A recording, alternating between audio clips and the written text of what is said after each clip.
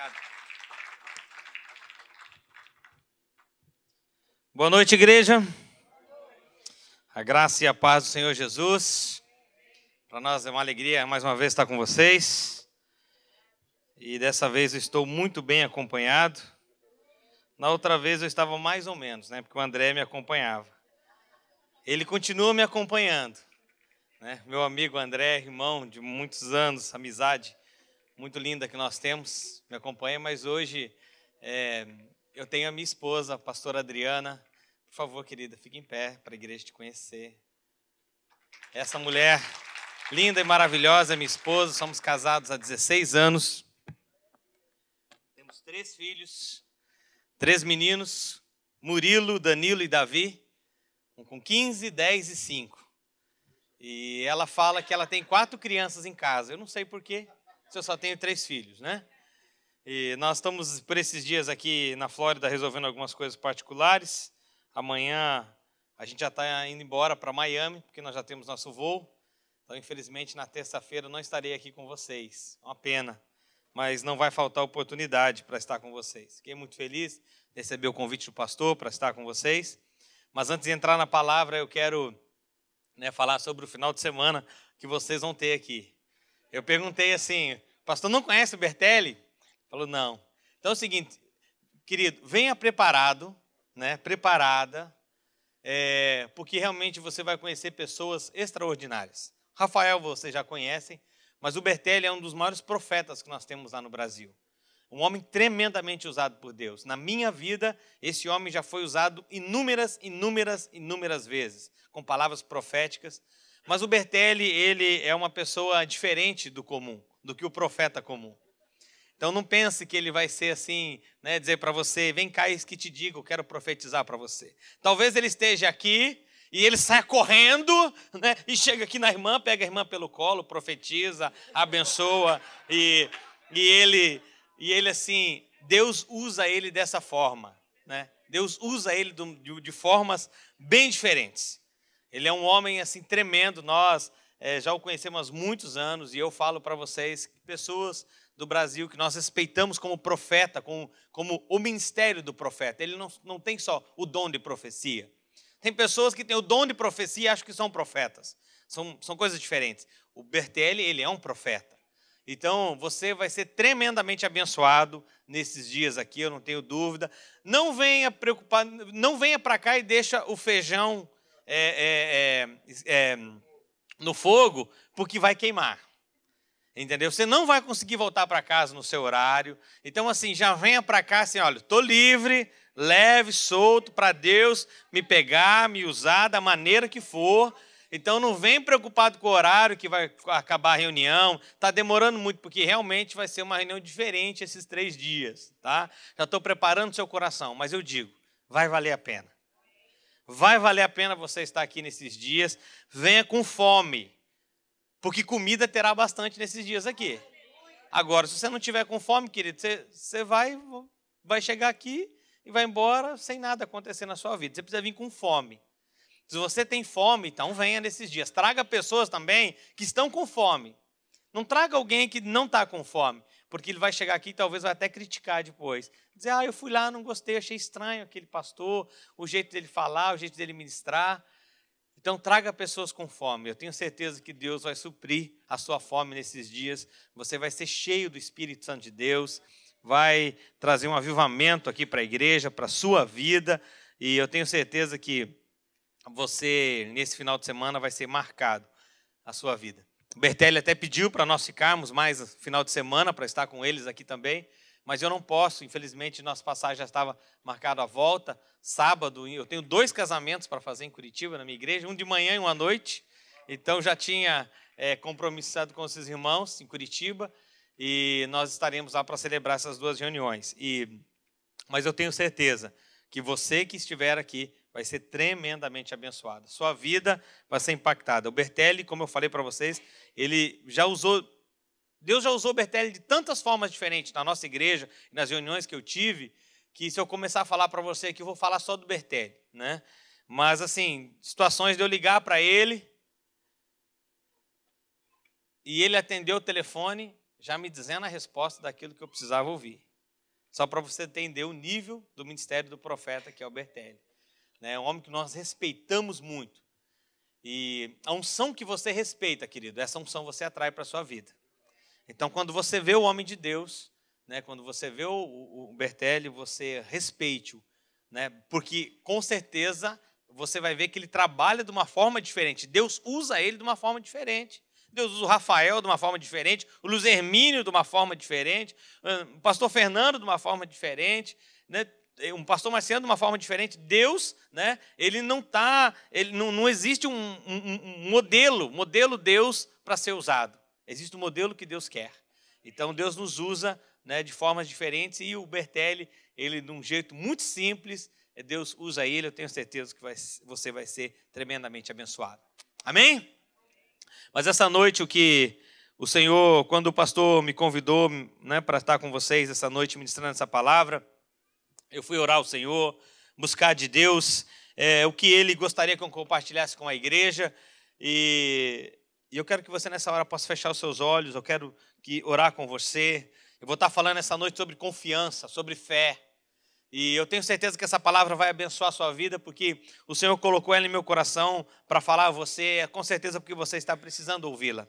Senhor, eu quero nessa hora pedir a Tua graça, Teu amor, sobre as nossas vidas, sobre a minha vida. Deus, eu te peço, Deus, ajuda-me, Senhor, a transmitir aquilo que o Senhor colocou em meu coração. Que essa noite, Pai, nós possamos, Senhor, transmitir aquilo que o Senhor verdadeiramente quer, Deus. Deus, que eu diminua e o Senhor cresça essa noite neste lugar. Que a palavra, Senhor, possa ser rema na vida dos nossos irmãos, Pai. E que a Tua palavra, Senhor, ela seja uma verdade essa noite sobre este lugar. E por isso, Senhor, nos abençoa, nos guarda, em nome de Jesus. Amém. O que eu quero falar com você essa noite é sobre fé, confiança. Quantos aqui confiam no Senhor, amém? O salmista declara no Salmo 118, versículo 8, ele diz: é melhor confiar no Senhor do que confiar no homem.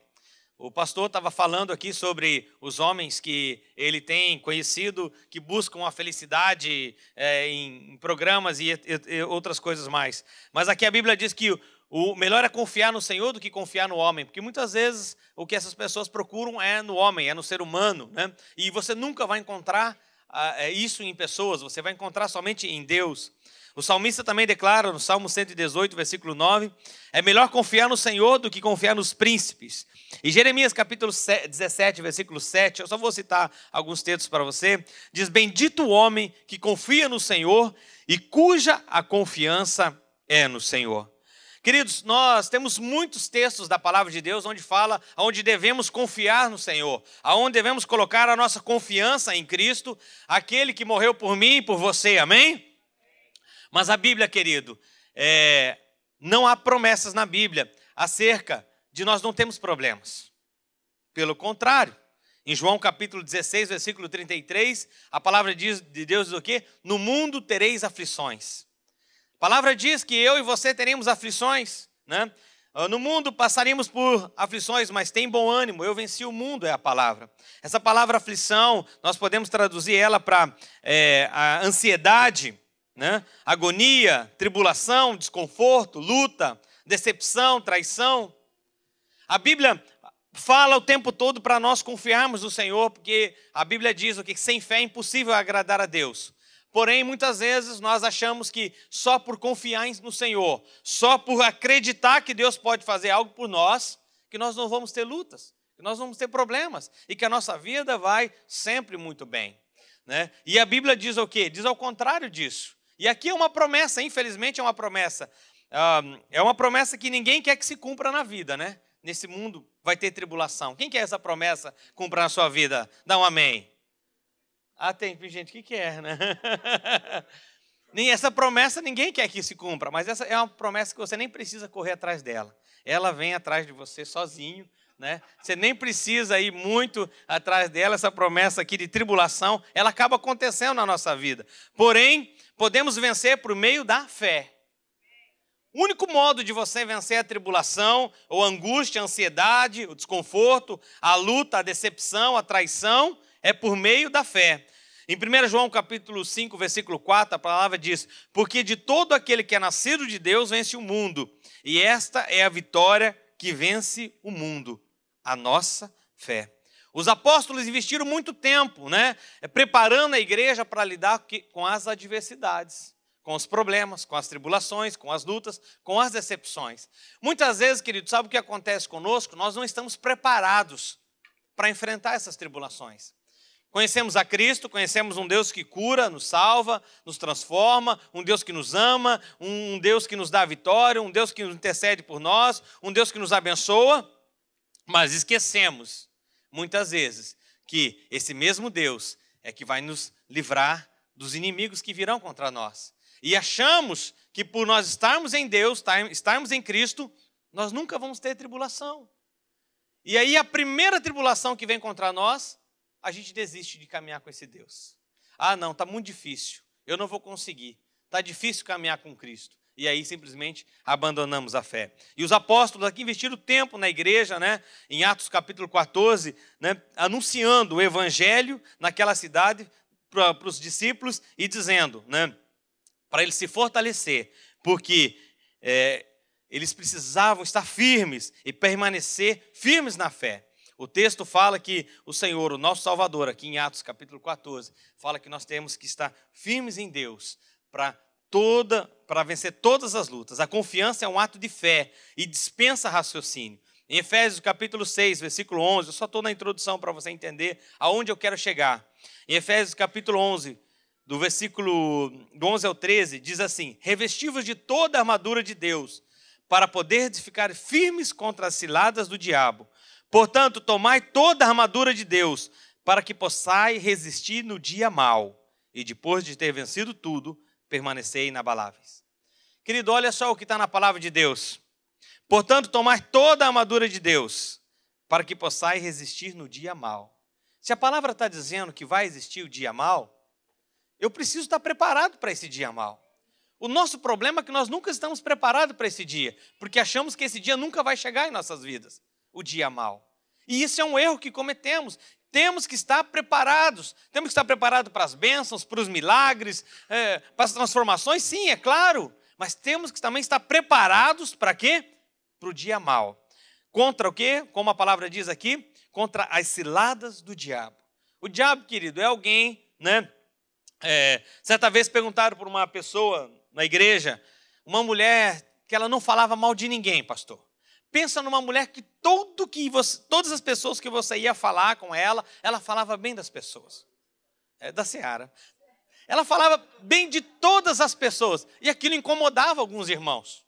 Porque ela nunca tinha nada para falar mal de ninguém. Até que um dia que um irmão falou assim: eu vou pegar essa irmã e eu vou aprontar uma com ela. Eu vou fazer ela pecar hoje, falar mal de alguém. E aí chegou para ela, Chegou para ela, para essa irmã que não falava mal de ninguém, e disse assim: irmã, o que você tem para me dizer do diabo? Já esperando que ela iria detoná-lo. E ele arrumou ali todos os irmãos para todo mundo ouvir aquilo que ela iria falar. E ele pergunta: irmã, o que você acha do diabo? E ela para um pouquinho, pensa, e aí responde. Ela olha para ele e fala: sujeitinho trabalhador esse, ó. Então, nem do diabo ela falava mal. Porque pensa num sujeito trabalhador, irmão. Ele não cansa, ele não para. A palavra de Deus fala que o Senhor dá aos seus filhos enquanto dorme, amém? Enquanto você dorme, enquanto eu durmo, enquanto nós descansamos, o Senhor nos concede bênçãos e maravilhas, amém? Porém também existe um inimigo, que nós devemos estar sempre preparados, porque ele está sempre querendo armar ciladas contra mim e contra você. E a Bíblia fala para resistir esse inimigo no dia mau. A adversidade desperta em nós capacidades que em circunstâncias favoráveis teriam ficado adormecidas. Eu não posso impedir de ter problemas. Você talvez não possa impedir de ter problemas, tribulação, angústia, mas nós podemos evitar que essas tribulações, que essas aflições, elas nos destruam. Amém? Muitas vezes não podemos evitar, mas podemos evitar com que isso nos destrua. Agora, o que fazer quando chega o dia mau? O que fazer quando o dia mau chega em nossas vidas? E é sobre isso que eu quero falar para você. A palavra dessa noite, o título dela é Confiança que Rompe Barreiras. Eu quero tomar por base um texto em 2 Crônicas. Se você puder abrir a Bíblia, sua Bíblia lá em 2 Crônicas, capítulo 20. A partir do versículo 1, fala sobre o rei Josafá. E é em cima desse texto que eu quero compartilhar algumas verdades com vocês sobre confiança, sobre confiar no Senhor e o que fazer no dia mau. O que fazer com o dia que você for pego por uma cilada do diabo, né? Por uma armadilha, e a palavra fala que ele anda ao nosso derredor, rugindo como leão a que ele possa tragar. Então isso é uma verdade, eu preciso estar preparado para essa verdade. Porque se eu estou preparado por ela, ele vem, mas da mesma forma que ele vem, eu vou o vencer. E ele virá de novo e eu vou o vencer. E ele virá de novo e eu vou o vencer. Amém? Então, queridos, presta atenção nesse texto. Diz assim, em 2 Crônicas, capítulo 20, a partir do versículo 1. E sucedeu que depois disso, os filhos de Moabe, os filhos de Amon, e com eles outros amonitas, vieram a peleja contra Josafá. Então vieram alguns que avisaram a Josafá, dizendo: vem contra ti uma grande multidão. Olha só, querido, primeiro aqui, para você prestar atenção, nesse versículo 2, diz que alguns vieram para ele dizendo: vem contra ti uma grande multidão. Deixa eu falar uma coisa para você. Notícia ruim, querido, ela vem rápido. Antigamente, a notícia ruim ela demorava um pouco para chegar. Não tinha e-mail, não tinha internet, não tinha zap, não tinha, né? Não tinha o que mais? Facebook. O que mais aí? A mídia social não tinha essas coisas todas, então demorava um pouco mais. Hoje em dia ela chega rapidinho. O negócio acontece aqui, você publica, já está lá no Brasil, está lá na África, já está, né, no Sudão, já está em todo lugar do mundo, em poucos segundos. Então, deixa eu falar uma coisa para você. Notícia ruim, né, sempre ela vem de uma forma inesperada. Você não está preparado. Aqui a Bíblia diz o quê? Que vieram contra Josafá uma grande multidão. Não veio um só dizer para ele, ó, o inimigo está vindo contra nós. Veio um monte de gente. Sabe quando se levanta pela manhã aquele dia, aí primeira coisa, você olha lá no celular, tem uma mensagem dizendo que vai vencer suas contas naquele dia e que você precisa de $3.000 aquele dia ou naquela semana.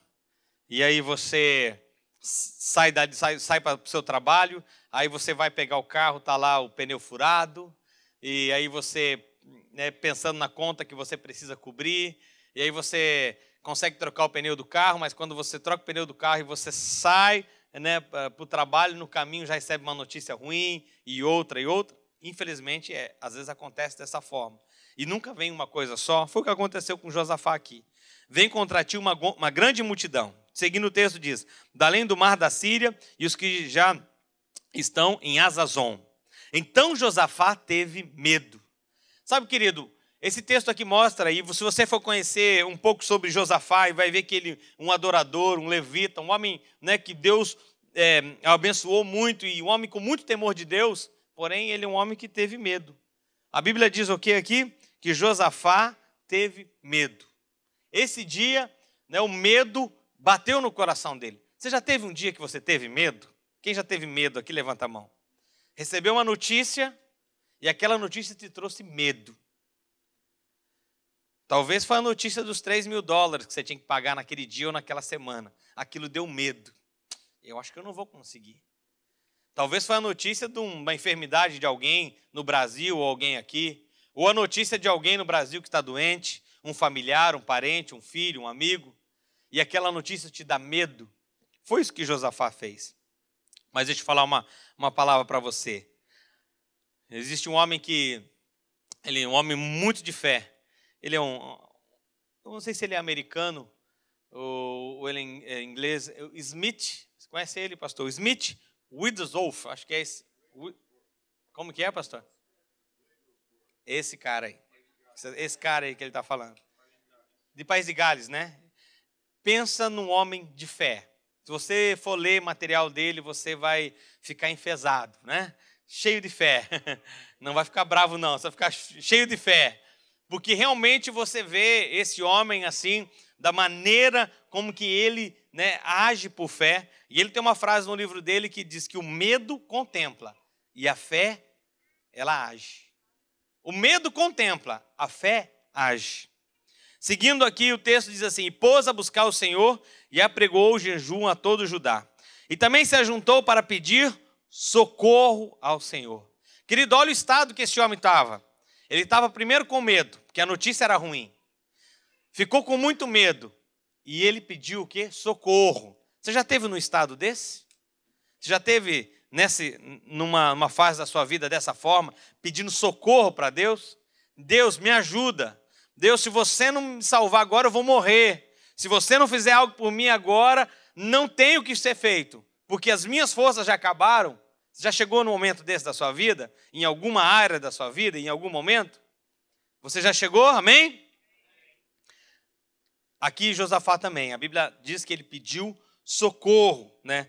Também todas as cidades de Judá vieram para buscar o Senhor. E pôs Josafá em pé na congregação de Judá e de Jerusalém na casa do Senhor, diante do pátio novo.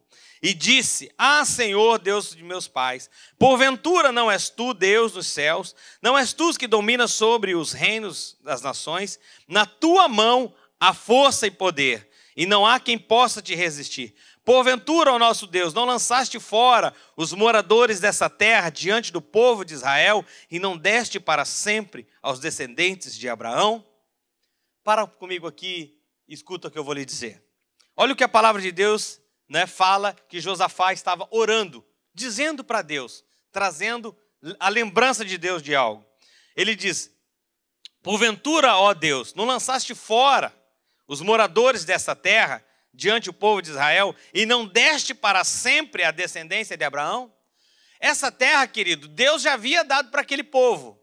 O povo que estava naquela terra já havia sido expulso. Mas novamente o inimigo vem o quê? Querer tomar aquele lugar. Então deixa eu falar algo para você. Não é porque Deus lhe deu algo, não é porque Deus concedeu algo para você, que o diabo não vai querer tirar. Muita gente acha que recebe algo da parte de Deus, e acho que não, Deus me deu, o diabo não vai tocar. É claro que ele não vai tocar, mas ele vai tentar. Mas ele vai fazer de tudo para fazer com que você perca aquilo. Muitas vezes nós vemos pessoas que lutam por muito tempo para conquistar algo. Brigam por algo, guerreiam por algo, jejuam por algo. Mas quando conseguem, aí relaxam. Aí sabe o que acontece? O inimigo vem, e aí ele fica em desespero, porque fala: Deus, como pode? Você que me deu isso? Deus, foi o Senhor que me deu essa empresa e agora aí como é que eu estou passando essa dificuldade? Foi o Senhor que me deu essa companhia, foi o Senhor que abriu a porta para eu vir para a América e agora eu estou passando essa luta.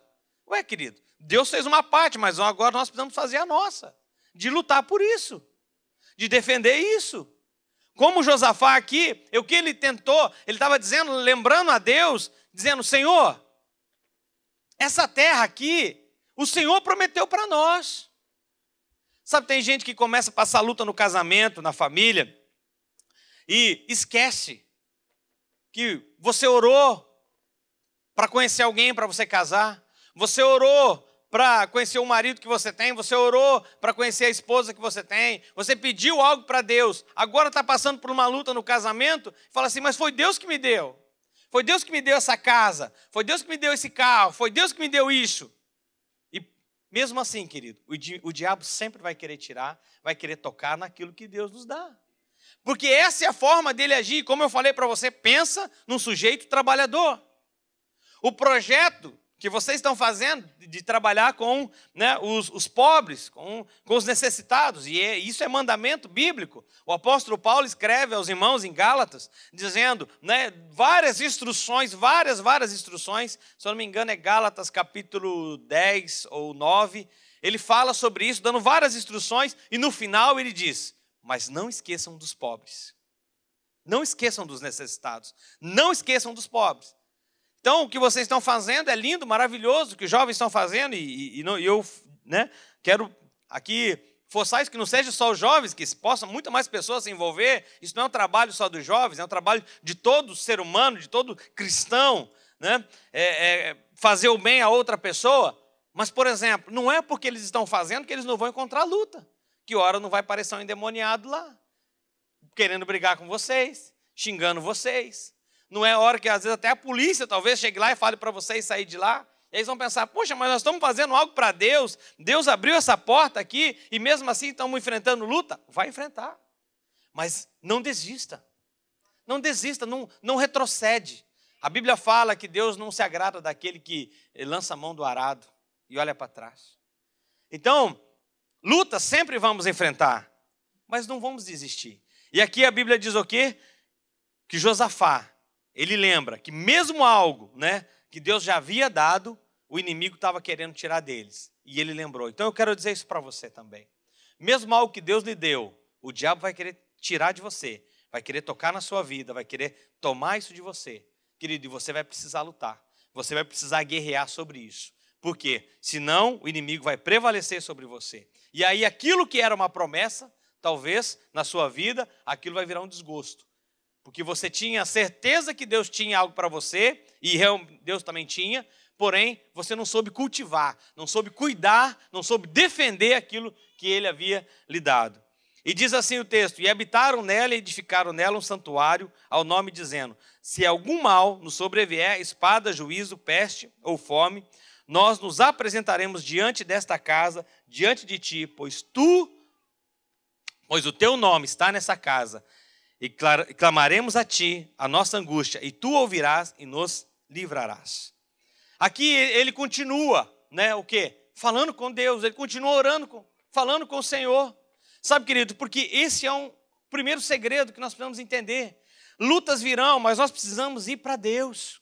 Muita gente recebe a notícia que está lá com algumas dívidas para pagar e liga no banco, liga no cartão de crédito, liga no agiota, não sei se tem aqui, no Brasil tem muito isso, né? E liga para emprestar o dinheiro e liga para aquilo, ao invés de ir para Deus. Buscar no Senhor, pedir socorro para Ele, Deus, eu preciso de algo, eu preciso de um milagre, eu preciso resolver essa situação. Muita gente precisa de um milagre no casamento, e aí, sabe o que acontece? Vai em fontes erradas. Por exemplo, se você precisa de um milagre no seu casamento, eu não sei aqui na América, mas vamos usar um exemplo lá do Brasil. Você vai pedir um conselho para o Fábio Júnior, por exemplo, que até onde eu sei ele casou 6 ou 7 vezes? Difícil. O que ele vai dizer para você? Separa a casa de novo. Separa a casa de novo. Então você precisa buscar conselhos com pessoas bem-sucedidas. E antes de buscar conselho até com pessoas bem-sucedidas, a primeira coisa nossa é buscar Deus. Porque nele sim nós vamos encontrar respostas. Nele sim nós vamos encontrar aquilo que nós necessitamos. E a Bíblia diz que ele continua a oração dele. No versículo 12 diz assim, nosso Deus, porventura... Versículo 12, nosso Deus, porventura não julgarás, porque em nós não há força perante essa grande multidão que vem contra nós, e não sabemos o que faremos, porém os nossos olhos estão postos em ti. E toda Judá estava em pé perante o Senhor, como também as crianças, as mulheres e os seus filhos. Deixa eu falar algo para você aqui nesse ponto. A Bíblia diz aqui que todos estavam reunidos ali. Quando ele convocou a oração, ele não foi sozinho. Ele chamou o quê? As mulheres e os filhos. Isso é muito importante, queridos. Sabe, muitas vezes, o que nós queremos fazer é guerrear ou brigar algo sozinhos. Precisamos da nossa família, precisamos da nossa esposa, precisamos do marido, precisamos até dos nossos filhos. Eu lembro que eu tenho 3 filhos e naquela época eu só tinha 2 filhos, o Murilo e o Danilo. Eu não me lembro exatamente qual era a idade que eles tinham. Talvez o Murilo tinha uns 9 anos e o Danilo deveria ter uns 4 anos. Por aí, a idade dos dois, eu não tinha ainda o Davi. E nós estávamos querendo, né, ter o 3º filho. E tentando engravidar ali todo o tempo e não consegui. A Adriana foi ao médico, foi ao hospital fazer um exame e ela voltou dizendo, olha, amor, eu não posso engravidar. Porque eu estou com um cisto no ovário. E o médico já até pré-agendou uma cirurgia, porque ele disse que não tem o que se fazer. E até é perigoso. Primeiro que eu não vou engravidar. E se eu engravidar, é uma gravidez de risco. Pode até ter sérias complicações. E ele já até pré-agendou uma cirurgia que eu vou precisar fazer. E naquela noite, quando ela chegou e contou para nós, chamei os meninos, os 2 meninos, e falei aqui, ó, vamos orar. Daí eles falaram, por quê, pai? Nós vamos orar porque a mamãe, nós queremos mais, vocês querem mais um irmãozinho ou irmãzinha, não sabíamos ainda, né, o que viria. Porém, a mamãe está com uma enfermidade e nós precisamos clamar a Deus para Deus curar ela, para ela não ir para a mesa de cirurgia. Vocês creem com o papai? E eles, amém, amém, nós cremos. Eu lembro que nós reunimos ali nós 4 e começamos a orar, e todas as noites, né, eu lembro que eles vinham, colocavam a mão na barriga da Adriana, né, para orar por ela, para abençoar ela, e passados algum tempo, ela voltou ao hospital, voltou ao médico, e ela fez um exame, e ela estava completamente curada.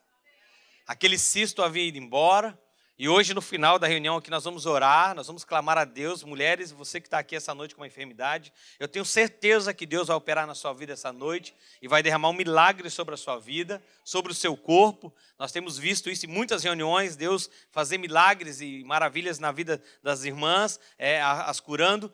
E eu quero essa noite depois orar com vocês. Mas nesse dia, eu lembro que ela chegou em casa e falou assim, olha, convocamos os meninos ali para ela dar notícia, e ela falou, olha, a mamãe está completamente curada. Não vai mais precisar fazer a cirurgia, Deus operou um milagre. E eu lembro que eles, yes, yes, esse é nosso primeiro milagre, né? Eles já se colocaram, esse é o nosso primeiro milagre. Queridos, o que é importante você entender isso? O que você tem ensinado para o seu filho? O que você tem ensinado para o seu filho? Que as coisas simplesmente caem do céu? Não.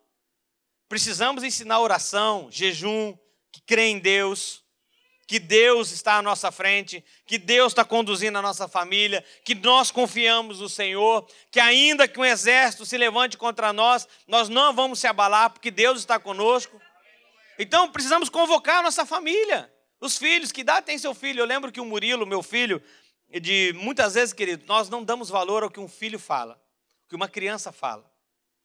E muitas vezes você tem um profeta dentro da sua casa, e você não dá valor para esse profeta, só porque ele talvez tenha 3 anos de idade, ou só porque ele tenha 5 anos de idade, ou só porque tenha talvez 8 ou 10 anos de idade, nós não damos valor.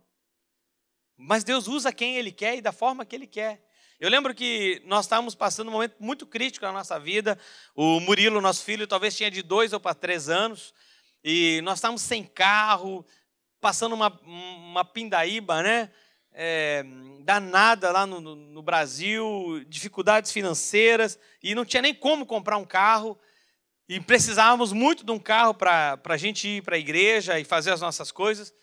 E um dia em casa, nós 2 orando, do lado na nossa cama. Eu lembro que nós tínhamos 2 listas nessa época, uma lista do bem e uma lista do mal. Eu não sei se você já teve essa lista, ou até já teve ou tem ela hoje.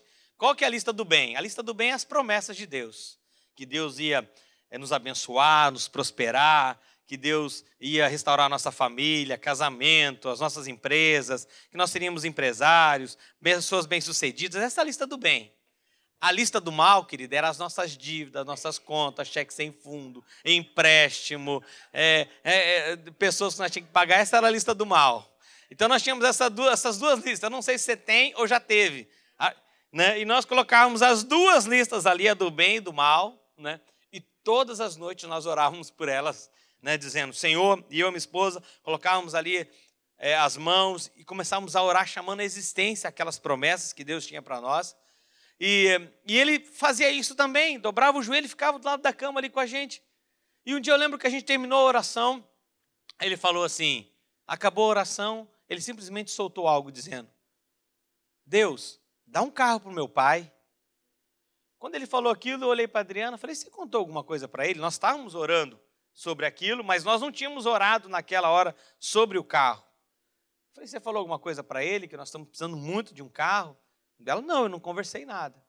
No outro dia, fui para o meu trabalho, meu chefe me chamou e falou, Marciano, eu sei que você está precisando de um carro, tal, eu vou te dar uma ajuda para você comprar um carro. E eu tinha um bônus, um extra, algo para receber na empresa, que recebendo no final do ano. Ele me antecipou aquele bônus, aquele prêmio.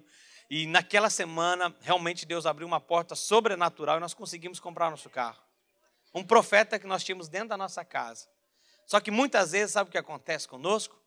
Vamos falar, o nosso filho vai abrir, o filho abrir a boca para falar alguma coisa. Não, fica quieto. Você não sabe nada, você é criança. Muitas vezes erramos, porque não valorizamos as crianças que temos dentro do nosso lar. Então, esteja ligado a isso. Ao profeta que você tem dentro da sua casa. Muitas vezes é sua esposa, seu marido, mas muitas vezes é o seu filho também. Então, traga a sua família para perto. Traga os seus filhos para perto. Ore com sua família, ore com seus filhos. Deixe eles aprender isso. Amém? Porque a resposta vem. E hoje os nossos filhos, né? Vocês terão a oportunidade ainda de conhecê-los, mas sempre quando nós estamos falando de algo, eles sempre estão ligados em tudo, porque eles conhecem o nosso dia a dia, a nossa vida, aquilo que nós fazemos, aquilo que Deus faz, aquilo que Deus age em nossa vida. Porque, querido, sempre quando você ora, você apresenta a Deus, vem a resposta. A Bíblia diz aqui no versículo 14: então veio o Espírito do Senhor por meio da congregação sobre Jaziel, filho de Zacarias, filho de Benaia, e disse: dai ouvidos todo o Judá, e vós, moradores de Jerusalém, e tu, ó rei Josafá, assim diz o Senhor: não temais, nem vos assusteis por causa desta grande multidão, pois a peleja não é sua, é de Deus. Querido, deixa eu falar uma coisa para você. A luta que você está tendo não é sua, ela é de Deus. Agora, o que você tem feito com ela? É você tem trazido ela para você, da minha luta, a minha tribulação, a minha enfermidade, ou a minha doença, o meu problema, então ele é seu. Tem gente que já pegou o problema e ele já criou o problema, já é doméstico. Fala, o meu problema, a minha enfermidade. Não, querido. Você precisa fazer o quê? O que Josafá fez e o que a resposta veio aqui para ele dizendo: essa peleja não é sua. Esse problema não é seu. Eu lembro que quando eu aceitei a Jesus, foi um momento bem crítico da nossa vida. Se um dia tiver oportunidade, hoje uma área que nós muito ensinamos e falamos é na área de finanças. Mas eu lembro que quando eu conheci Jesus, eu fui à igreja e eu fui para o apelo, né, à frente. E, se eu não me engano, é no próprio livro do Smith aqui, esse Smith que o pastor falou ali, que tem um nome complicado. Eu não sei, acho que é no livro dele mesmo. Acho que o Vinho Novo é Melhor. Se eu não me engano, é desse autor, eu não tenho certeza. Mas é no livro Vinho Novo é Melhor. O autor diz que quando ele aceitou a Jesus, quando ele aceitou a Cristo como seu Senhor e Salvador, e ele foi à frente, ele fez uma declaração: Deus, eu entrego a minha vida, a minha casa, e eu entrego tudo que eu tenho para você. E ele fala que naquela época ele estava quebrado, devendo, e ele falou: entrega até as minhas dívidas para você. E eu lembrei dessa oração que esse homem fez, né? Desde o que ele falava, depois lendo no livro dele, que eu fiz isso no mesmo dia que eu me converti também. Eu falei: Deus, eu entrego a minha vida, a minha casa, os meus problemas, tudo eu entrego para você. Tudo eu entrego para você. As minhas finanças, as minhas dívidas, naquela época só tinha dívida, eu entrego para você. E ele recebeu. Sabe, querido, agora, o pastor falou aqui sobre você honrar, criar raízes. Hoje, eu sei também que tudo que eu tenho não é meu, que apenas eu sou um mordomo. Eu sou apenas um mordomo de tudo que Deus tem me dado. No Brasil hoje, pela misericórdia do Senhor, somos empresários, temos várias empresas, ensinamos nessa área, né, de finanças, somos pastores de uma igreja no Brasil, juntamente com o pastor Luciano Subirá, que é o nosso pastor-chefe, presidente lá do nosso ministério.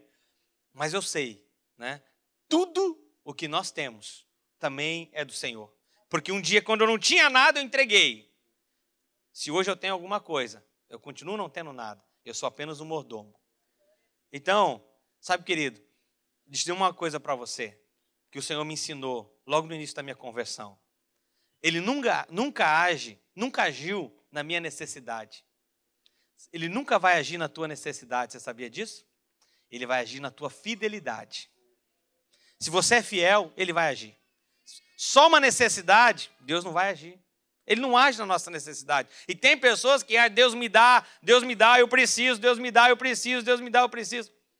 Ele não vai agir na sua necessidade, se você não for fiel, se você não criar raízes. Se você não for fiel ao seu dízimo, à sua oferta, se você não for fiel à sua igreja, ao seu pastoreio, aonde você tem o quê? Firmados raízes. Sobre essa palavra, com o salmista que o pastor disse no início aqui, ali fala sobre o cedro do Líbano. Se você for estudar sobre o cedro do Líbano, você vai perceber que o cedro do Líbano, querido, ali é uma árvore tremendamente maravilhosa. E é onde nós devemos nos inspirar. Porque o cedro do Líbano, ele cresce para cima da terra, durante os 4, 5 anos de vida, em torno de 10 a 15 centímetros só. Vocês sabiam disso, pastor? De 10 a 15 centímetros só, ele cresce para cima da terra. Porém, debaixo da terra ele tem quase 6 metros. Porque o cedro do Líbano, ele não cresce para cima, ele cresce para baixo. E nós devemos fazer isso. Antes de crescer para cima, precisamos crescer para baixo. E ele não precisa de fonte. Ele não precisa de nenhum rio próximo. Onde você plantar ele, porque ele vai crescendo as suas raízes. As suas raízes, elas vão perfurando a terra até achar um ribeiro. Se a água daquele ribeiro se esgota, eles vão para outro. A raiz, né, de um cedro do Líbano, que é o que eu e você devemos fazer, ela pode chegar até 45, 50 metros a raiz de um cedro do Líbano. Só para você ter uma ideia. Para cima, aí ele também atinge a altura de 40 ou 50 metros. E se você for ver o cedro do Líbano, quando vem a tempestade, quando vem o vento, ele balança, mas ele não cai. E é assim que nós precisamos ser. Como o cedro do Líbano. Tempestades virão, ventos virão. Vou balangar, como nós falamos lá no interior do Paraná, lá em Maringá, né? Balanga, balanga, mas não cai. Assim que nós precisamos ser. A Bíblia diz aqui, continuando esse texto, que a partir do versículo 16, amanhã descerei contra eles, e eis que sobem pela ladeira, e os achareis no vale, diante do deserto de Jeruel. Nesta batalha não tereis que pelejar. Postai, ficai parados. Olha só o que Deus diz. Nessa briga, nessa batalha, vocês não vão precisar brigar. Fica parado. Somente jejuando, orando, porque eu vou fazer um milagre. A Bíblia continua dizendo aqui, então Josafá se prostrou o rosto em terra, e todo o Judá, e os moradores de Jerusalém, e lançaram-se perante o Senhor adorando. E levantando os levitas, os filhos dos coatitas, os filhos dos coratitas, para louvar o Senhor, Deus de Israel, como voz muito alta. Pela manhã cedo levantaram e saíram ao deserto de Tecoa. E ao saírem, Josafá pôs-se em pé e disse, ouve, ó Judá, e vós, moradores de Jerusalém, crê no Senhor, vosso Deus, e estareis seguros. Crê nos seus profetas e prosperareis. Você tem acreditado, você tem crido no profeta desta casa, que é o seu pastor? Amém? Então você vai prosperar. Porque a Bíblia diz o quê? Crê nos seus profetas e prosperareis. Crê no Senhor vosso Deus e estareis seguros. Eu creio no profeta que Deus colocou sobre a minha vida, que é o meu pastor. E querido, aqui eu creio em algo muito particular. Respeitamos o ministério profético, né? Como eu falei aqui do pastor Bertelli e tantos outros pastores que nós temos no Brasil com ministério profético maravilhoso. Creio e respeitamos esse ministério profético, porém, o maior profeta que pode falar na sua vida é seu pastor. Não é nem um pastor que vem aqui pregar e ministrar, por melhor que seja a palavra. O maior profeta da sua vida é o seu pastor, é aquele que lhe conhece. O maior profeta da minha vida é o meu pastor, é aquele que me conhece. Deixa eu contar um testemunho rápido para vocês. O pastor Luciano, que é o meu pastor, o profeta que fala na minha vida, né, tanto ele na minha como a esposa, a pastora Kelly, na vida da Adriana. Há um tempo atrás, ficou ano passado isso, a gente conversando num discipulado, ele falou assim para mim, ele contando as bênçãos que Deus havia acontecido na vida dele, ele falou assim, irmão, esse ano Deus tem feito maravilhas na minha vida, estou no ano de muita colheita, ele falou para mim. Eu falei, então me conta o que aconteceu. Algumas coisas eu já sabia que ele havia ganho uma moto de presente, ele havia ganho uma viagem para Israel, ele havia ganho uma televisão de 42 polegadas e ele havia ganho uma bicicleta. 4 coisas ele havia ganho assim em pouco tempo. E ele compartilhando aquilo comigo, né? Ali a gente conversando, eu olhei para ele e falei assim, bom, você é o profeta que fala na minha vida. A Bíblia diz, crê nos seus profetas e o quê? prosperareis. Eu falei assim, eu creio que você é o profeta que fala na minha vida, e a Bíblia diz que a unção que você respeita, você atrai para a sua vida. Eu falei assim, então eu quero isso para a minha vida também. Crer nos seus profetas e prosperarei, o que está na palavra. A minha Bíblia não é diferente da tua, irmão. É a mesma Bíblia, está aqui. Tomei posse para a minha vida. Irmãos, poucos dias. Estou em casa, fui jogar futebol com os irmãos da igreja. Na volta, eu dei carona para o irmão. Na volta ele falou, pastor, para aqui em casa, eu quero te entregar algo. Ok. Fui lá, passei na casa dele. Cheguei lá, estava na sala da casa dele, uma TV de 42 polegadas. 3D ainda. A do Luciano não era 3D, a minha já era.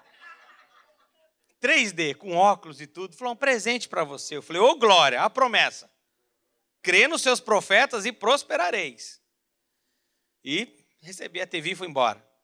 Passados uns dias, tinha uma viagem para Israel que ele havia ganho, o Luciano, essa mesma viagem que nós queríamos fazer.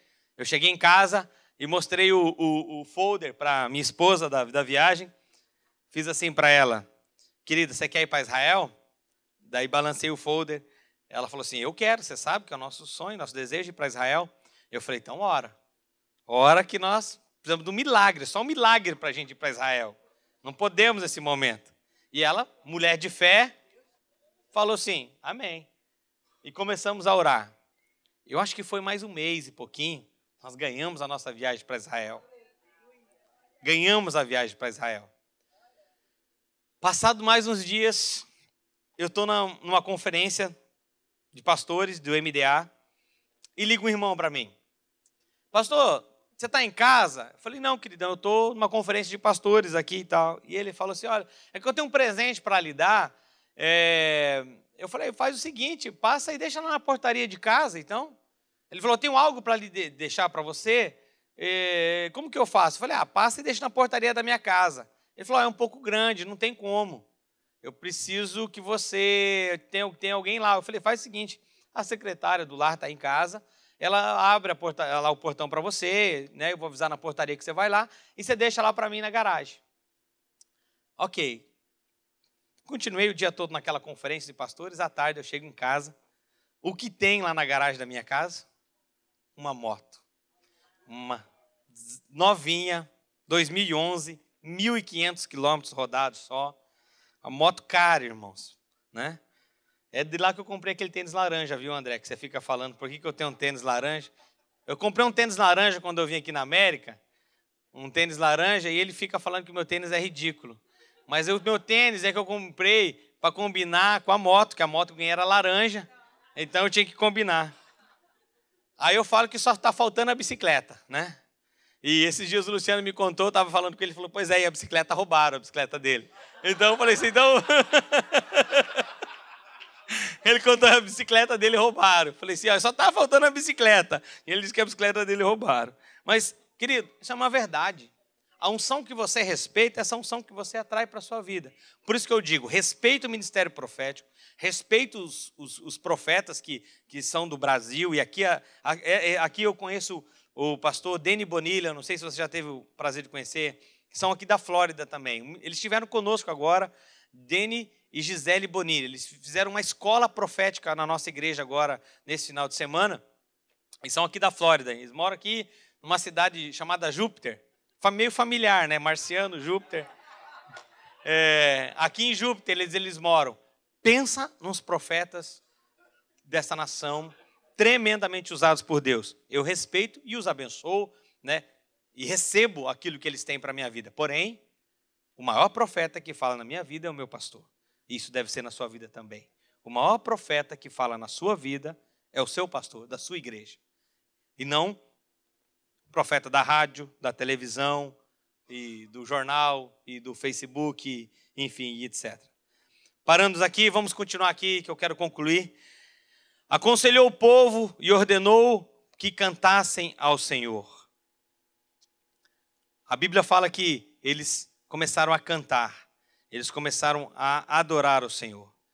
Querido, deixa eu contar um testemunho para você rapidamente do que é isso. Quando o dia mau chega na nossa vida. Eu não sei você, mas eu já tive algumas vezes que o dia mau chegou na minha vida. Mas uma das das vezes assim que eu realmente precisei muito fazer o que Josafá fez aqui, foi no ano de 2008. No ano de 2008, eu estava completando 10 anos de casado, eu e a minha esposa, e nós casamos num contexto bem complicado na nossa vida. Nós não éramos cristãos, ela ficou grávida do Murilo, meu filho, que hoje tem 15 anos, e rapidamente nós tínhamos que casar naquela semana, fomos no cartório, demos o nome, resolvemos ali a nossa situação e começamos a viver a nossa vida. Logo naqueles primeiros dias já de casamento, foi quando a gente converteu, conheceu o Evangelho, e Deus começou a fazer uma obra na nossa vida. Começamos a crescer no ministério, falar sobre família, ministrar sobre casais, dar nosso testemunho do que Deus havia feito. Porém, no ano de 2008, eu estava completando 10 anos de casado. Foi por volta do mês de maio, abril ou maio. Nós estávamos em um dos nossos retiros da nossa igreja, que eu sou pastor, nós somos pastores, e eu estava ministrando uma palavra aos homens, e eu estava falando sobre restauração familiar. Enquanto eu estava falando sobre restauração familiar, naquela hora, eu ouvi uma palavra, o Senhor falando algo no meu ouvido. Ele disse assim: eu quero lhe dar uma autoridade ainda maior para falar na área de família, para ministrar casais e família. Porém, eu não posso. Aquilo foi estranho para mim, queridos, porque normalmente eu ouço o Senhor quando eu estou em oração, quando eu estou a sós com Ele, mas pregando foi poucas vezes que isso aconteceu. Enquanto eu estou pregando, eu ouço uma voz falando comigo. Eu lembro que aquilo começou a falar comigo, aquela voz, dizendo: eu quero lhe dar uma autoridade ainda maior para falar sobre casais e família, porém, eu não posso. Eu lembro que aquilo parou, eu pedi para o pessoal ficar em pé, e começamos a orar, e todos começamos, era um retiro de encontro com Deus, que nós temos no Brasil, retiro de integração, nós chamamos a nossa igreja, só de homens. E a palavra que eu estava ministrando era sobre restauração familiar. E eles ficaram em pé, começaram a orar, e eu fui para um canto. Eu dobrei meu joelho e eu comecei a orar, e o Senhor continuou falando comigo. Ele disse: eu quero lhe dar uma autoridade ainda maior na área de família, de casais, porém eu não posso, porque você pulou etapas da sua vida. Eu falei: que etapas foi? E o Senhor me lembrou de algo, que quando eu casei, e o Senhor falou algo para mim: você nunca pediu a mão da sua esposa em casamento. Você a tomou de seus pais. E foi isso que aconteceu. Ela ficou grávida. Precisamos casar, então vamos ao cartório, damos o nome, casamos, fizemos a cerimônia ali simples e vamos seguir a nossa vida. Talvez Deus esteja falando aqui nessa hora. Você nunca pediu a mão dela em casamento. Você a tomou de seus pais. Ele falou: e mais, o seu sogro, você nunca pediu a mão da sua filha para ele. Você simplesmente tirou ela da casa dos pais e seguiu a sua vida. E o Senhor naquela hora começou a falar de coisas. 10 anos casado. 10 anos nós estávamos completando de casamento aquele ano. Já estava no ministério, caminhando, testemunhando, falando sobre restauração de família. Naquele dia veio um confronto. Que eu havia pulado etapas. Eu não sei você, qual foi a tua situação que você casou. Talvez casou como eu. A minha sogra, se eu te mostrar uma foto do dia do meu casamento, parece que a minha sogra tinha ido para uma guerra. Tinha ido para o Iraque. E lá ela tinha matado 200. Era a foto dela no dia do meu casamento. Nem um pouco feliz com aquela situação. Por quê? Foi a situação. Hoje, né? Não só hoje, anos depois da minha conversão, nós se reconciliamos, temos uma excelente amizade, é uma pessoa que eu amo. Às vezes até a Adriana fica com ciúmes porque nós estamos em casa e ela fica me defendendo e ela fala: mãe, mas você tem que defender. Ela: não, você é seu marido, né? Fica elogiando em casa quando ela sabe que eu vou pregar na igreja, ela fica ouvindo pela internet as pregações, porque eu gosto de mandar mensagem para ela. Sempre falo que eu tenho uma cama redonda lá em casa para minha sogra e tal, né? Isso não pode, né? horrível. Mas é que eu mando mensagem para ela, ela sabe, e é que eu estou ouvindo, né? Eu sempre mando essas mensagens para ela porque ela está ouvindo. Nós temos um excelente relacionamento, eu e minha sogra. Família, porém precisou reconstruído. Isso ser construído. Então, eu lembro que naquele dia eu chorei muito naquele canto. Me arrependi muito pelos meus erros do meu passado, por não ter respeitado o meu sogro, a minha sogra, os meus pais. A minha esposa eu não havia respeitado. Sabe, queridos, muitas vezes você está patinando, e naquela época, deixa eu falar algo para você, com muito amor. Eu já estava 10 anos caminhando. A minha vida já estava indo muito bem, a nossa vida já estava indo muito bem. Porém, a minha vida foi um divisor de águas. Quando nós saímos daquele lugar, eu levantei daquele lugar e eu falei, ok, eu vou decidir. Vou mudar, eu preciso consertar o meu passado. Talvez, querido, pessoas aqui essa noite estão patinando, porque ainda tem coisas do passado que precisam ser resolvidas. Eu cheguei em casa à noite, do retiro, e estamos lá e tal, conversando, sentamos na mesa, começamos a conversar nós dois, e sempre assim, um final de semana retiro de mulheres e no outro retiro de homens. Eu pergunto para ela, amor, como é que foi o retiro de mulheres? Ela fala, então, na sexta-feira, quando o ônibus chegou, ela começa de sexta-feira e vai até domingo aquela hora ali. Né? É assim, é um retiro e tanto, né, irmãos? Ela pergunta para mim, amor, como é que foi o retiro? Eu falo, foi bom. Foi bom. Ela falou, mas como foi bom? Só isso? Foi bom, amor. O que mais quer saber? Né? O dela, ela começa desde o ônibus que quebrou, que estragou, que a irmã chorou e tal, e foi. Aí eu lembro que ela perguntou para mim, como é que foi o retiro? Eu falei, foi bom. Dela, sempre você fala isso que foi bom. Aí eu falei assim, mas hoje eu quero falar algo diferente para você. Senta aqui. Ela sentou ali na mesa, na cadeira, a gente começou a conversar na cozinha da nossa casa, e eu falei para ela assim, eu quero falar algo para você. Olhei no olho dela e falei assim, você quer casar comigo? Eu estou pedindo você em casamento essa noite. Eu já tinha 10 anos de casado.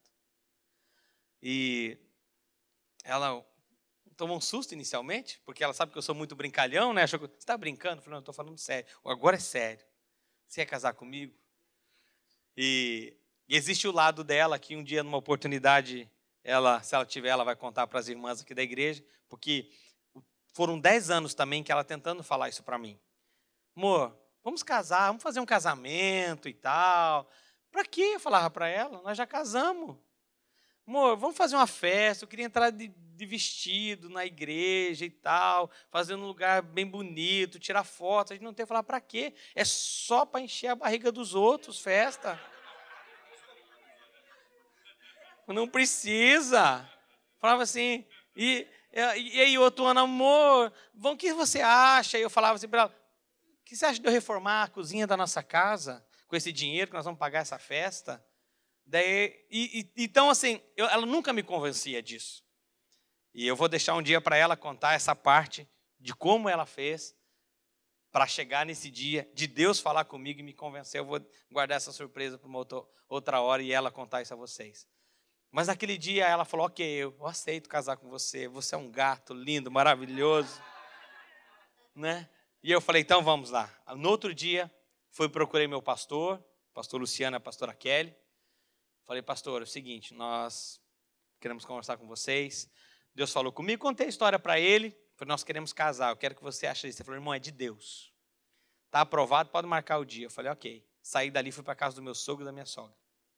Sogro, vem cá. Sogra, vem cá, me perdoe. Errei contra vocês. Um dia eu vim aqui, tomei a filha de vocês, levei embora.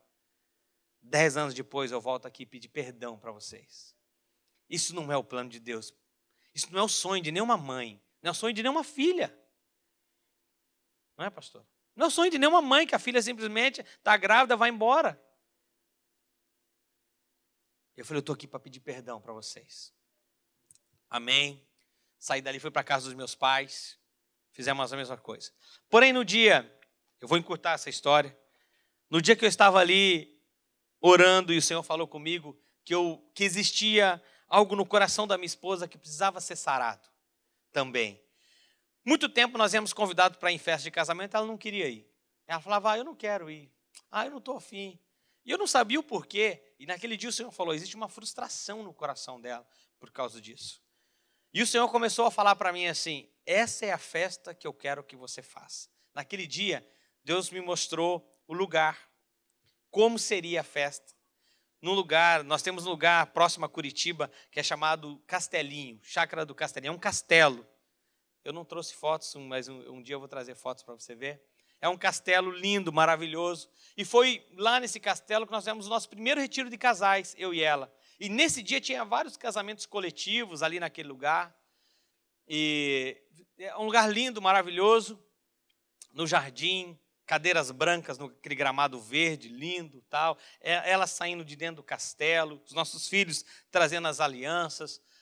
Deus me mostrou tudo nesse dia. Como seria, onde seria. Fiquei pensando comigo, como é que eu vou achar, nesse lugar é muito difícil data, é muito caro o lugar, fiquei pensando, falei, mas tudo bem. Levantei daquele lugar, depois de ir para casa, pedir a mão dela, falar com o sogro, sogra, eu falei para ela, fica tranquila que agora eu vou mexer com tudo do casamento, eu já sei como vai ser. E ela onde? Eu falei, é surpresa. E até a dona da chácara sempre fala, é o primeiro noivo, né, que fez tudo da festa foi eu, né? Porque eu não deixei ela até fazer muitas coisas, porque Deus tinha mostrado para mim como seria o nosso casamento. E eu fui no lugar, né? Lá tinha a data que eu queria, que era no mês de setembro, onde nós completaríamos os 10 anos de casado. Era bem no mês, dava certo, a agenda deu certo, tudo, né? De manhã, do jeito da forma que a gente queria. E se preparamos para aquele momento. Na época eu trabalhava com estúdio, música, né? Tinha muitos cantores amigos, como a gente tem. E na época eu chamei o pessoal do Filhos do Homem, que era lá do Brasil, uma banda de ministério de louvor. Falei, eu quero louvor ao vivo no meu casamento. Eu quero, né, os músicos, eu trabalhava em estúdio, então eu conhecia de música e conhecia de músico. Então os melhores músicos da cidade eu convidei para tocar no meu casamento, né? Trompete. Então eu não queria nada de música eletrônica, só música ao vivo naquele lugar. E foi tudo preparado. E chegou o grande dia do casamento, né? Chegou o grande dia, eu lembro que a mulher, a dona do castelo, falou assim, olha, não vai ter nenhum evento no sábado no castelo. Só o casamento de vocês no domingo. Se vocês quiserem, vocês já podem ir sábado para o casamento, para o castelo. Podem ficar lá no castelo, com as pessoas. Lá tem piscina, vocês podem usar e ficarem lá para no domingo de manhã, né, já estarem lá, não ter a correria. Ela deu de cortesia aquilo para a gente. E nós fomos no sábado para aquele lugar. Quando nós chegamos naquele lugar, estamos na piscina, começou a chover. Começou a cair alguns pingos, começou a chover. Eu lembro que a gente olhou um para o outro. Chuvinha, né? Não, já passa. Passou meia hora, uma hora, nada. E a chuva aumentou. E começou a chover. E começou a chover. E choveu, irmãos. Nós fomos para o castelo, entramos, né? Eu e ela, os nossos filhos, os nossos pais também estavam lá. E chuva, irmãos. Mas pensa na chuva. E já começou a bater a preocupação. O casamento é amanhã, 11 horas da manhã, essa chuva. Se aqui está chovendo, imagine como é que está a estrada. Era uma chácara, então é barro, né? Tinha barro na estrada toda. Ficava pensando. E pensando. Não, mas até lá, amanhã cedo, deve parar a chuva, alguma coisa vai acontecer. Deus, e começou a bater o desespero. Josafá teve o quê? Medo. Nesse dia eu tive muito medo. Havia convidado toda a igreja, 300 pessoas, mais amigos, família, tudo, né? Todas as pessoas que passaram por nossa vida eu havia convidado, porque não era só um casamento, era um culto de restauração de família. Era mais que um casamento.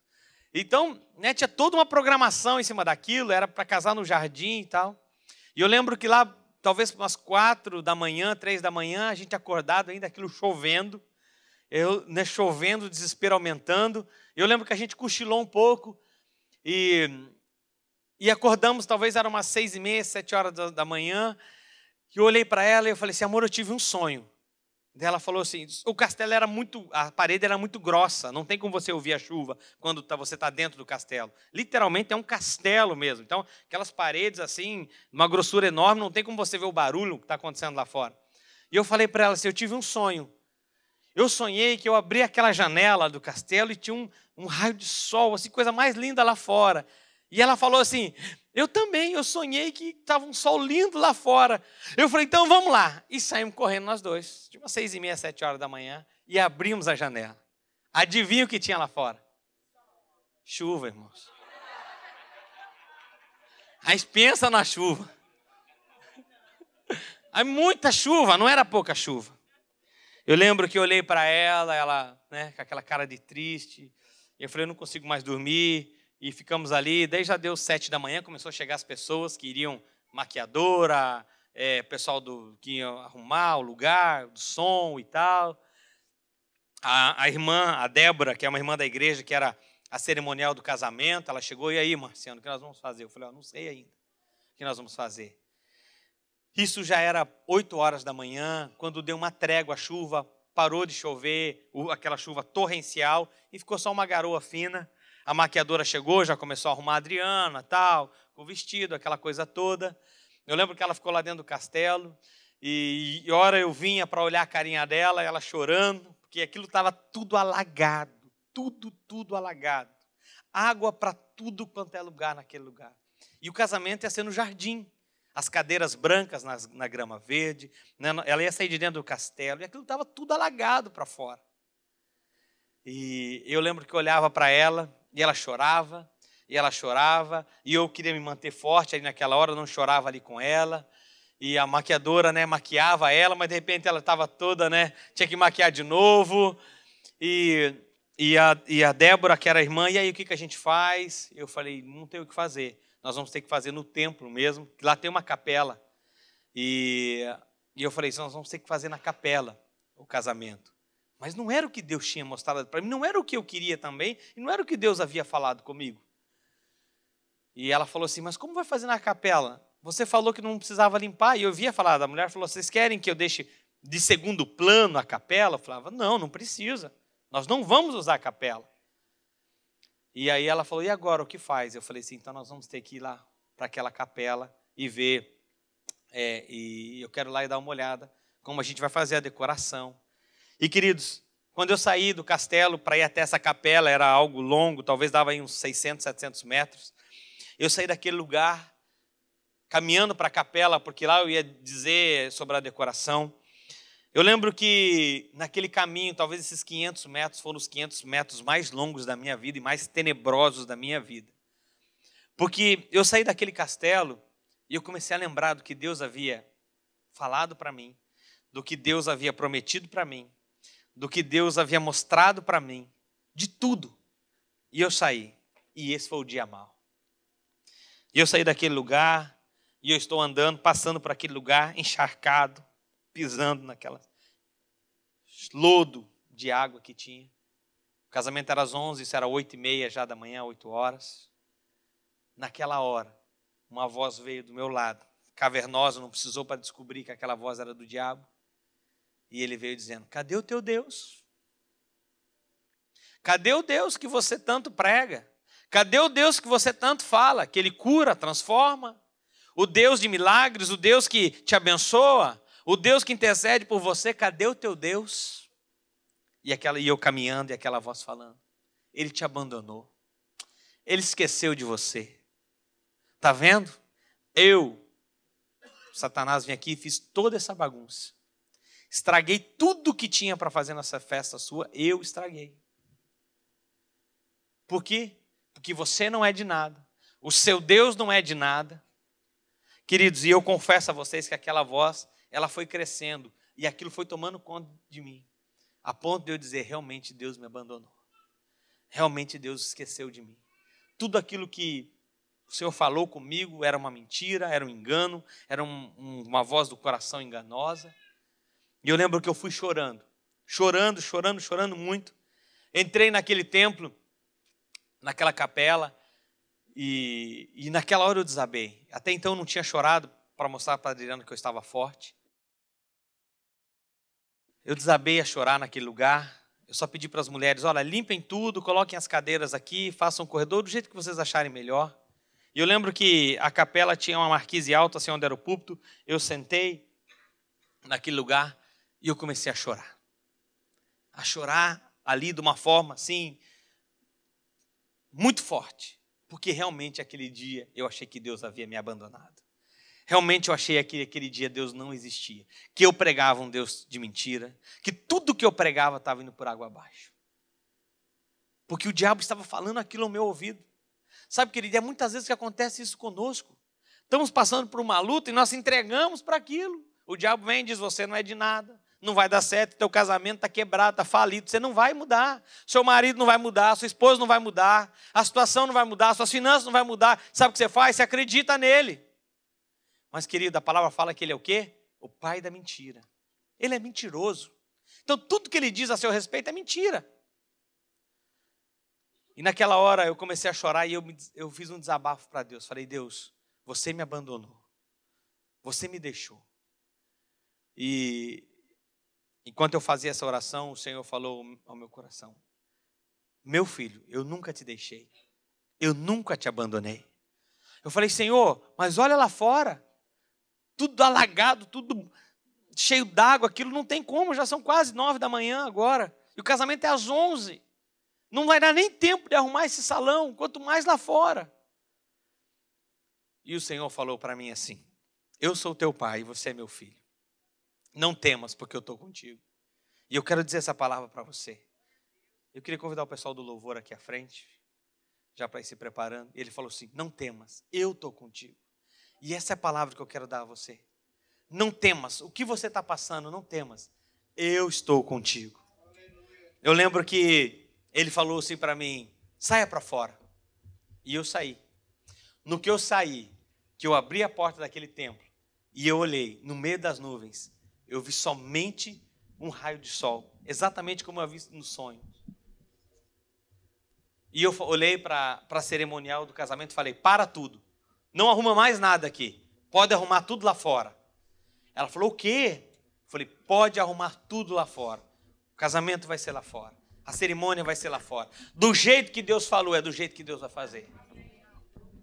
E aí, querido, eu precisei dar um passo de fé. Para tudo, vou fazer como Deus havia mostrado. Como estava nos sonhos e como era o projeto de Deus. Quando cheguei dentro do salão, falei para a Adriana, nós vamos fazer lá fora. Ela, amor, vai dar tempo? Falei, vai dar tempo, fica tranquilo. Querido, para encurtar a conversa para você, eu não sei como aconteceu aquilo. Talvez nem a NASA consiga explicar. Talvez nem a NASA vai conseguir explicar, pastor. Porque milagre. Milagre. Simplesmente Deus, em poucos minutos, passou como se fosse uma esponja naquele lugar e sugou toda a água que havia naquele lugar. Toda a água. A ponto, né, que as pessoas chegavam naquele lugar e falavam assim, eu estava orando. E Deus... E quando eu comecei a chegar aqui perto, eu vi as ruas secas. E eu falava, a rua está seca. Ela falava, a rua está sequinha. Não tem nada, não tem barro. Sabe, querido, nós temos um Deus que enquanto você dorme, Ele trabalha em seu favor. A cerimônia foi feita daquele jeito. Nós casamos. Minha esposa saindo do castelo, no jardim. À noite, quando eu cheguei no hotel para a nossa noite de núpcias, eu lembro que eu olhei no espelho e eu olhei a minha testa. Ela estava queimada do sol. Se você ver as fotos do meu casamento, o pessoal está usando óculos de sol na hora do casamento. E a testa estava queimada. E Deus falou, esse é a marca que eu deixei na sua testa da murmuração. Por você ter murmurado contra mim, essa é a marca na sua testa. Quero convidar você a ficar em pé. Isaías capítulo 43, versículo 2 diz: quando passares pelas águas, eu serei contigo. Quando passares pelos rios, eles não te submergirão. Quando passares pelo fogo, não te queimarás, e nem a chama arderá em ti. Olha só. A Bíblia não diz que eu e você não ia passar pela água. A Bíblia não diz que eu e você não passaria pelo fogo. Mas é isso que nós queremos, não passar pelo fogo, não passar pela água. Mas a palavra diz: quando passares pelo fogo, não te queimarás, porque eu vou estar com você. Quando você passar pelas águas, você não vai se afogar. Mas, querido, você vai passar pela água, você vai passar pelo fogo, mas confie em Deus. Creia no Senhor. Faça como Josafá.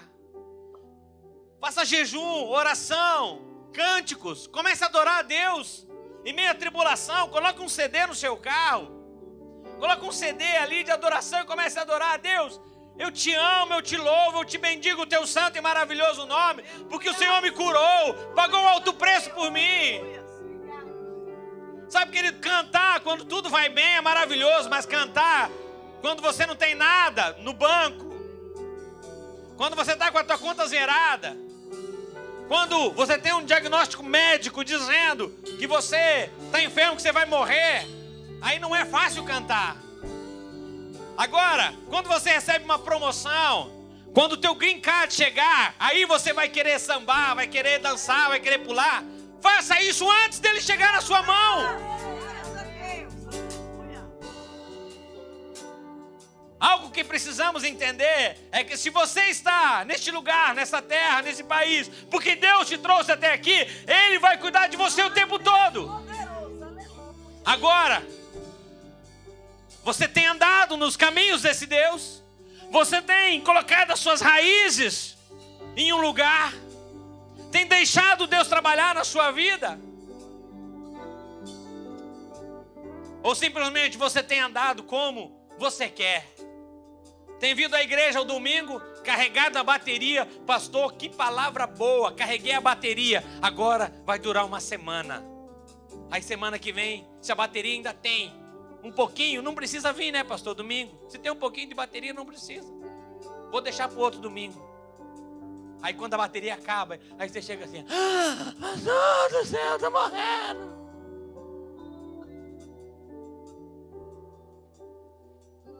O salmista declara no Salmo 34, versículo 7: clama os justos e o Senhor escuta e os livra de todas as tuas tribulações. Perto está o Senhor do que tem os coração quebrantado e salvo de espírito oprimido. O salmista declara no Salmo 34, versículo 19: muitas são as aflições dos justos, mas o Senhor os livra de todas. Amém? Enquanto o ministério de louvor adora o Senhor, eu quero que você coloque a sua vida diante de Deus. O que você tem pedido ao Senhor? O dia mau chegou na sua vida? O que você tem clamado ao Senhor? Qual o milagre que você veio essa noite buscar do Senhor? O que o diabo tem dito para você? Eu quero que você nessa hora apresenta diante de Deus.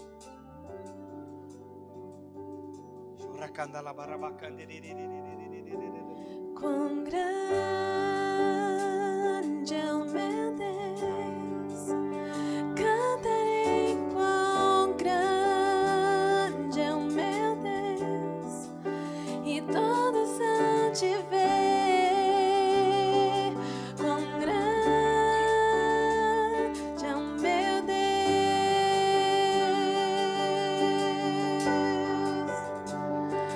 quão grande é o meu Deus. Oh Deus, Cantarei quão grande é o meu Deus, e todos hão de ver quão grande é o meu Deus.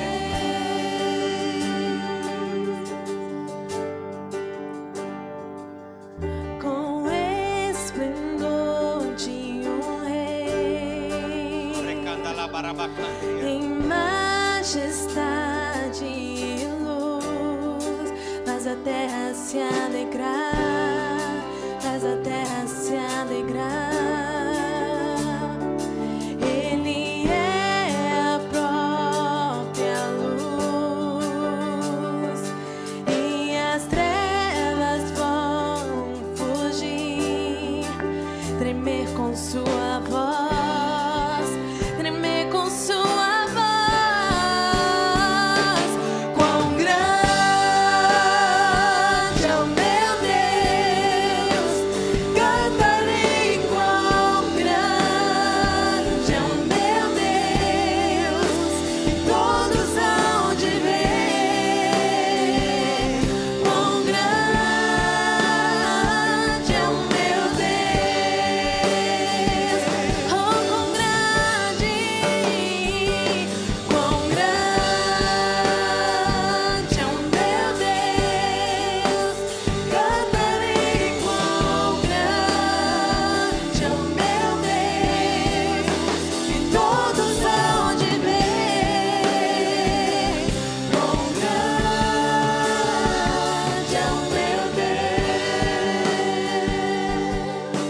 Ouça o que eu vou te dizer essa noite, e eu vou concluir. A palavra de Deus diz em Isaías 43, versículo 26: entra comigo em juízo e apresenta a sua causa. A palavra de Deus está dizendo aqui para eu e você entrar com Ele e apresentar em juízo a nossa causa. Que Ele, o Deus, nos manda ir à presença dEle e apresentarmos a nossa causa. Qual é a sua causa essa noite? O que você tem pedido ao Senhor? Eu quero que você saia do seu lugar, venha aqui à frente e apresenta, entre em juízo. O Senhor vai entrar em juízo com você, na sua causa, no seu pedido. É uma enfermidade. Você veio aqui essa noite buscando uma cura, um milagre do Senhor. Eu vou orar, nós vamos orar por cura. Uma unção de cura virá sobre este lugar. Entre em juízo, apresenta a sua causa diante de Deus. É o seu casamento, é a sua família, é as suas finanças, é a tua situação aqui no país. O que você tem, apresenta diante de Deus. O diabo tem dito que você não é de nada, que o seu Deus não é de nada. Entenda, ele é mentiroso, ele mente a seu respeito. Não acredite, porque grande é o Deus que eu e você servimos. Grande é o Deus, grande é o nosso Deus. Como essa canção declara, e nós vamos fazer isso mais uma vez, dizendo: quão grande é o Senhor.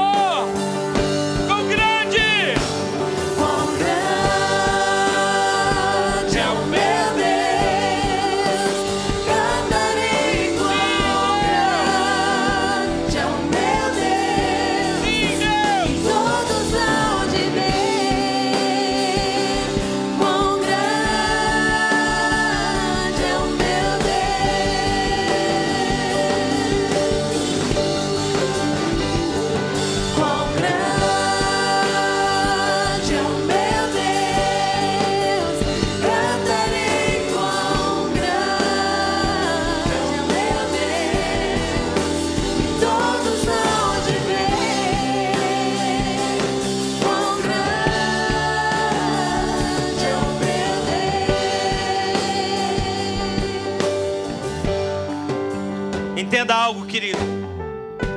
Todas as vezes que o diabo disser para você que é seu fim, ali é o começo. Ali é o começo do que Deus tem para a sua vida.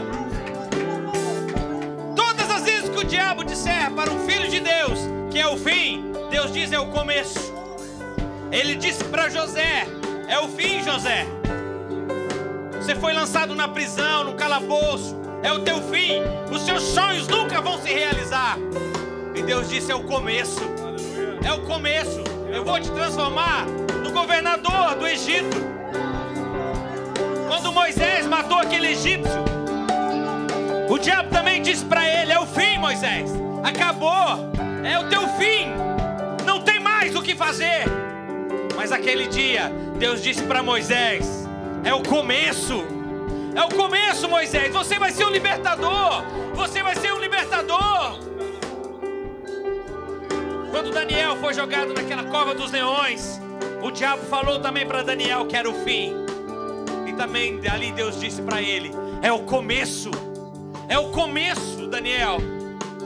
Quando Sadraque, Mesaque e Abdenego foi lançado naquela fornalha, o diabo também chegou para aqueles homens e disseram: é o fim. É o fim.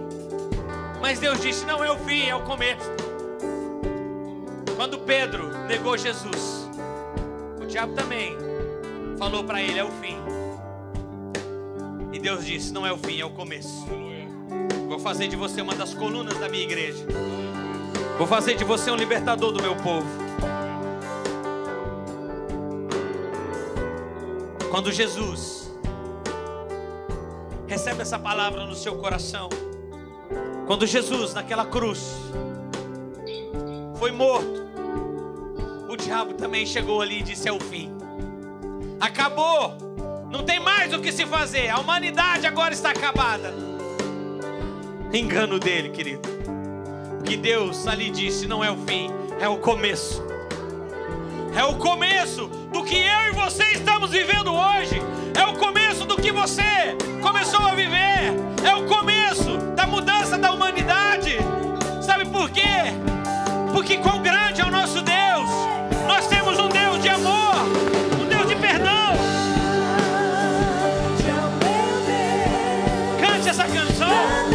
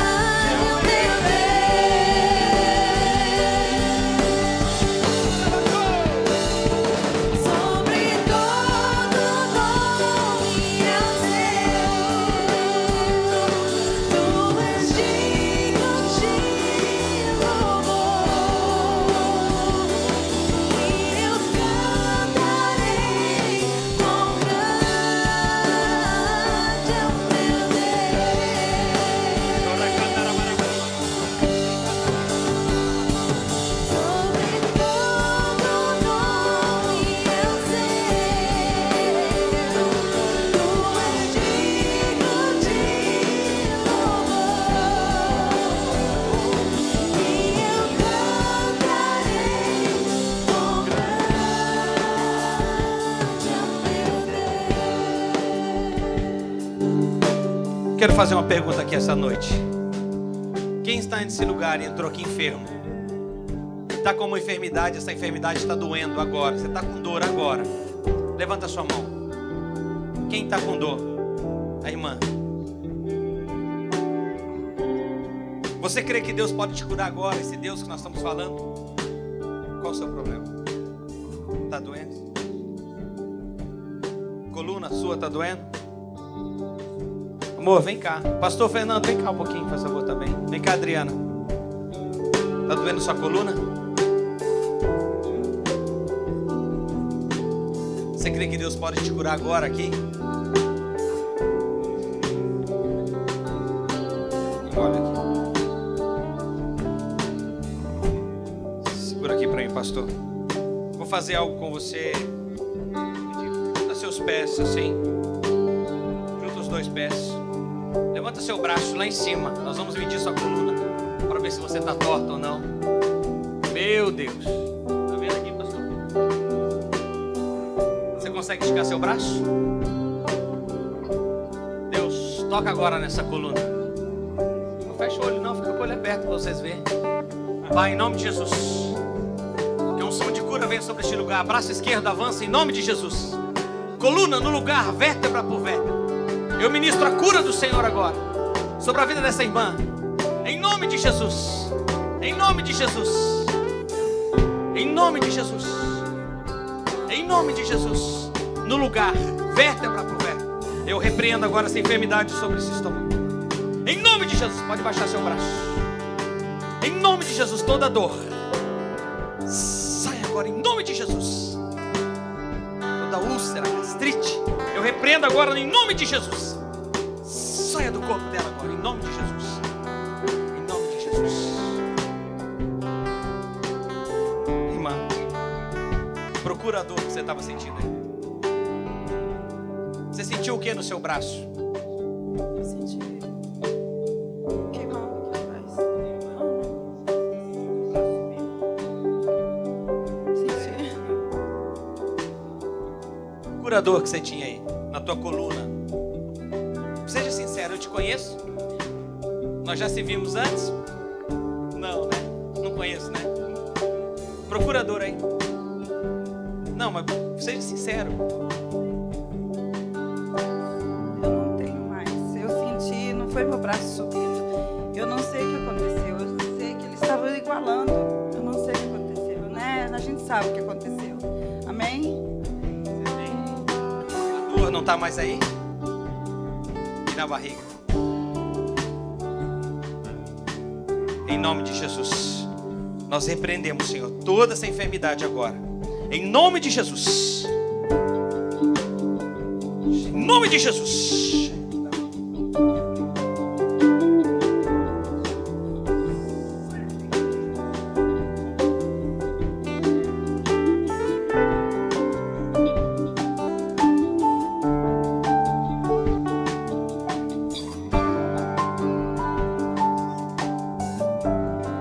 Coluna. Quem estava com dor na coluna aqui? Eu vou orar para os que estão com dor na coluna. Alguém estava com dor na coluna? Quem estava com dor agora? Sentindo dor agora? Coluna ou é só dor? Coluna? Junta seus pés. Dá uma cadeira ali. Põe uma cadeira aqui para mim, irmão. Eu vou orar com mais 2 pessoas. Senta aqui. Vou pedir para você sentar. A irmã é muito alta, não tem como pedir para ela ficar com o braço lá.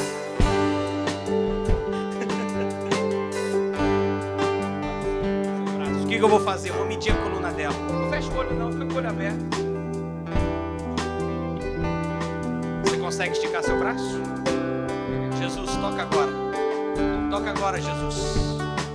Toca agora, Jesus. Na coluna dessa mulher agora. Em nome de Jesus. Vértebra por vértebra, no lugar. Em nome de Jesus. Em nome de Jesus. Em nome de Jesus. Toda dor, sai agora. Pode baixar o braço. Fique em pé. Procurador aí. Não tô sentindo. Não. Eu não te contratei também não, né, pastor? Não te paguei vintão não, né? Os que estão com dor. Eu quero orar primeiro que estão com dor. Então senta aqui nessa cadeira. Em nome de Jesus. Eu repreendo toda enxaqueca agora. Toda dor na cabeça. Toda enxaqueca. Em nome de Jesus Cristo. Eu repreendo. Sai agora. Em nome de Jesus. Em nome de Jesus. Eu não estou pedindo, eu estou mandando embora agora. Em nome de Jesus. Fique em pé. Procurador de cabeça. Não, fala sério, irmã. O dia todo com dor de cabeça. Glória a Deus. Amém? Queridos, esse é o Deus que nós servimos. Você está batendo palma para mim? Essa é a palma, né? Mas para Deus tem que ser algo diferente, querido. Para Deus que você está fazendo, não para mim.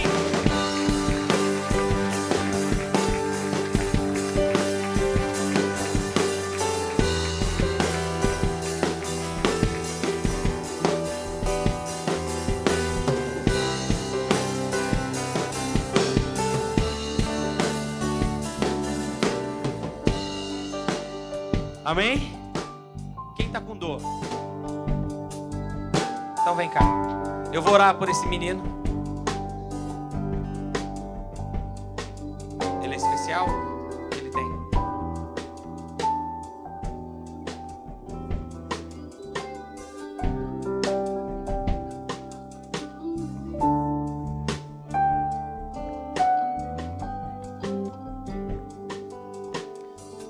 Há uns anos atrás, eu ministrei. Deixa eu contar um testemunho para vocês.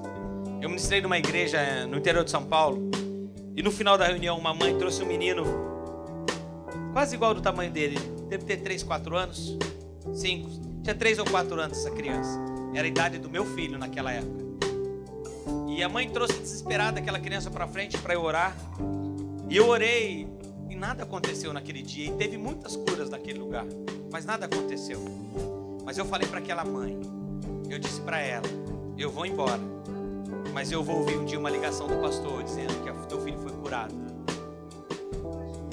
Eu vou fazer lançar a mesma palavra para você. Que eu vou embora.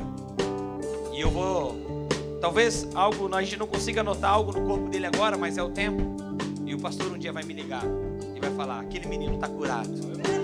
Para a honra e a glória do Senhor Jesus. Você crê dessa forma? Amém. Pastor, segura.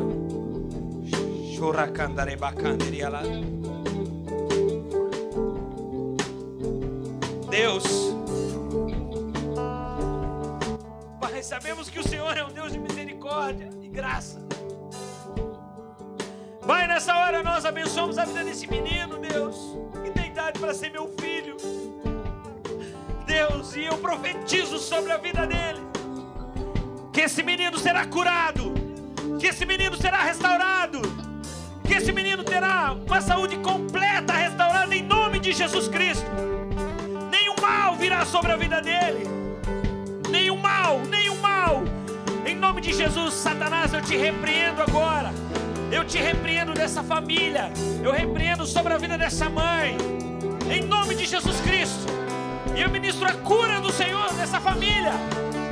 Porque grande, Senhor, grandes, grandes, grande é o Senhor. Aleluia. Em nome de Jesus, recebe teu milagre. Recebe teu milagre.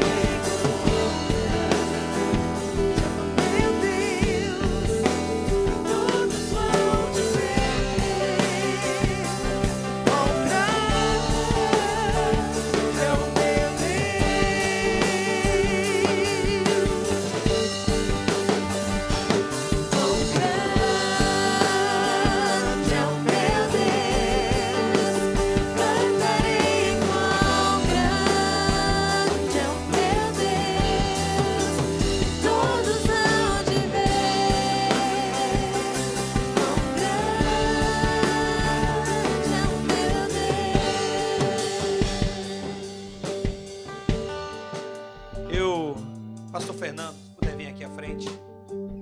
Eu vou orar por você que precisa.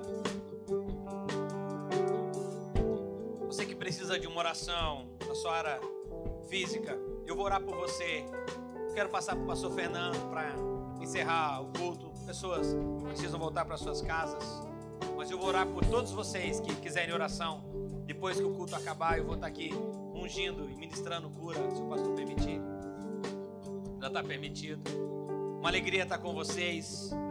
Eu quero encerrar a minha palavra com uma palavra do meu pastor. Como eu falei para vocês, o profeta que fala na minha vida. Um dia vocês terão o prazer de conhecer os nossos pastores e vocês vão ficar apaixonados por ele. Ele é um gordão, pesa aí uns 100 quilos. Mas só 98 aqui.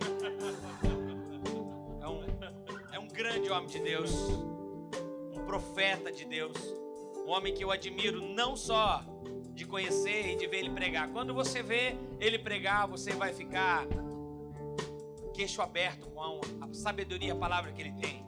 Mas eu sempre falo para o meu pastor que a maior pregação dele não é aqui no púlpito, é porque eu ando com ele, caminho com ele. E o dia que você o conhecer, você vai ter certeza do que eu já estou falando. Mas eu vou concluir com uma frase dele.